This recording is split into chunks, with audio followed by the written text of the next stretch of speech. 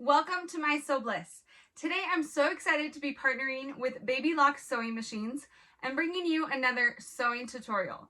Today I'm going to be showing you how to make an infinity scarf, and I'm going to be using this gorgeous minky fabric, plaid buffalo. I think I got this at Joann's a while ago, and I was going to make pillows out of it, but it's just so soft and so pretty. I loved the idea of trying to make a scarf with it, so I'm going to do that. And then I also have this fun trim that I'm going to add to it. So for my fabric, I have 2 yards long, and that's so that we can get the length that we need. I want it to be about 63 inches long, so it's about 1 3/4 yards. So you're going to need a 20-inch by 63-inch wide piece. And today I'm going to show you how to do this scarf on the Baby Lock Vibrant. This is their serger in their genuine collection. It is a great beginner serger. If you've seen any of the other tutorials I've done with it, I love this serger for beginners. It's really simple, really easy to thread, really gets you to know the basics of a serger, which I think is awesome when you're first starting out with it. So I really recommend this one. It's a great price point. I'll put links down below for it so you can check it out and learn a little bit more about it. But I'm going to be showing you how to make the infinity scarf on this Baby Lock Vibrant. So other than the machine and some fabric, and again, like I said, I'm going to be using some trim. I have 2 yards of this. I'll probably only need 1 3/4 yards, but I got a little extra just in case. And that is optional, but I just thought it'd be a really fun touch to add to the scarf. But other than those supplies, you're just going to need your basic sewing supplies. So let's get started. Once you have your 20-inch wide by 63-inch long piece cut out, the first step that we're going to do is folding the long edges together, right sides together.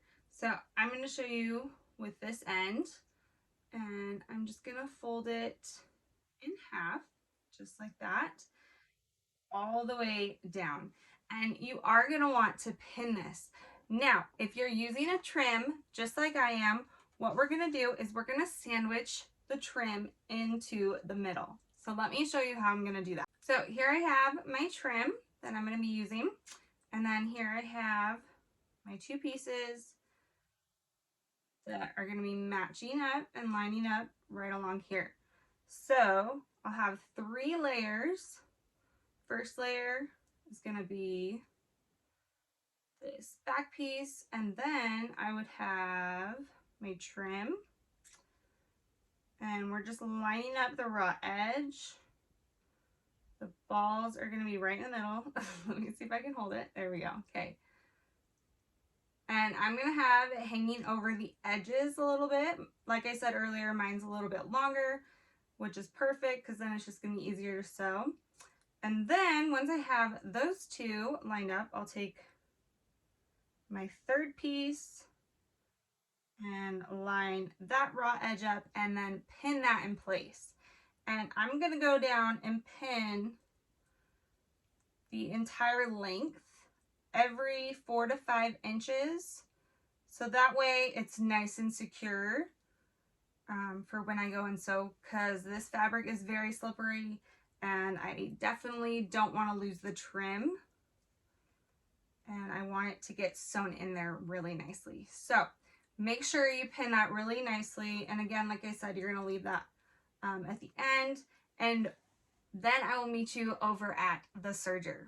So here I am over at my Baby Lock Vibrant. I have it all set up, ready to go, all threaded, and I'm just going to take, starting at the end,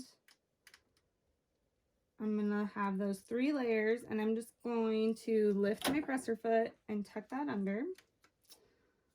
It's a little tricky with the balls, but as long as I push them out of the way, it should be fine. Okay, so I tucked it under just a little bit, and then I'm just going to gradually go onto the edge and start sewing. And I'm going to serge down that edge, and we're actually going to leave a little bit of an opening, so that way later on we can turn it right sides out. So I'm gonna go for a minute, and then actually I'm just gonna go off, and I'll trim that. You can trim it or leave it actually, and then I'm just gonna go back on and start sewing the rest of the way down.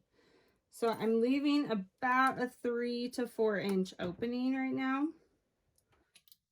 And then I'm just going right back on and sewing that in place.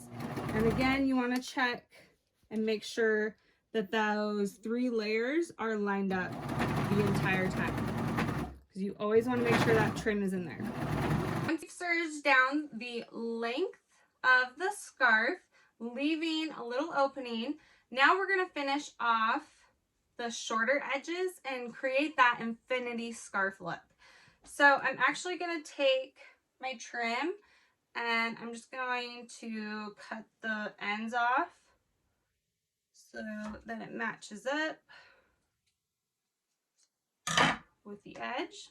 So yeah, just like that on one side, and again on the other side. Trim that. Perfect. Okay, so now it's ready to go, and I'm going to take one of my ends and I'm going to stuff it in like I'm going to be turning it right sides out. And I'm just going to hold that end as I push it through down to the other end. Now, we're not going to pull it all the way out. We're just going to line up both edges, both raw edges that are left of those short sides. Okay, so here I have it, my edges, my short edges that are raw still. I have them together, and they're right sides together right now. So it's like this long tube. And I'm going to take the seam with the trim that we have, and I'm going to match that up so that they line up nicely, and pin that in place. Perfect. And then I can go around and pin the rest of it in place, just matching up those raw edges.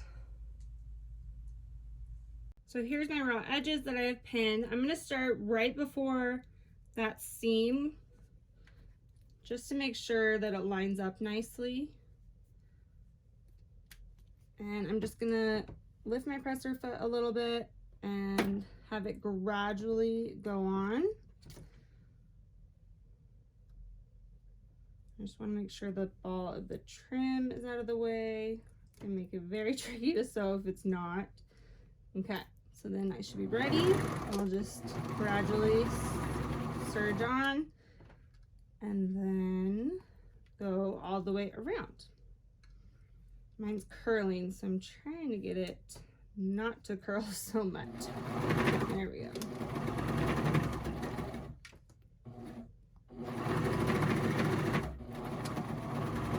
Once that short edge is sewn, I'm going to go to that opening that I left and pull out the scarf to the right side. Our infinity scarf, it's looking so cute. I'm loving it with this trim. Okay, super excited about this. So now I'm going to finish off this little hole that I had, and I'm just going to take a needle and thread and stitch it closed really quick. If you want to, you could top stitch it and just keep it in the back. But I just like the look of a needle and thread because then it's just hidden, and I'm going to show you how I'm going to do that. Here I have my opening, and here I have my needle and thread, and I'm just going to take it on the inside so that the knot is on the inside, and then push it up through into place. And I want my fabric, I want the raw ends to be on the inside, so I'm going to curl it, which they should be curling because they have already been stitched down on the sides. So If you need to, you can pin this first too. And then because it's a thicker fabric, I'm not too worried about my stitches showing, so I'm just going to go through and pull through. And then I'm just going to do a little slip stitch, which you go through the fabric a little bit, about 1/2 inch, and then pull it through. And then I'm going to grab all 3 layers. Oh, this one needs to come up higher. There we go. Then I'll go through all 3 layers. Right, maybe. There we go. Yeah, make sure you go through all 3 layers so that it's really holding it in place.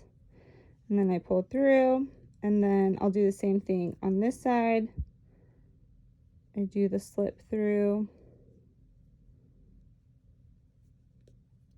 and pull, and then go through all 3 layers.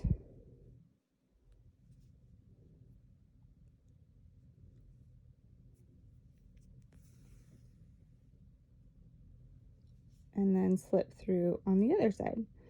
So I'll just do this all the way down until I reach where my machine stitching starts.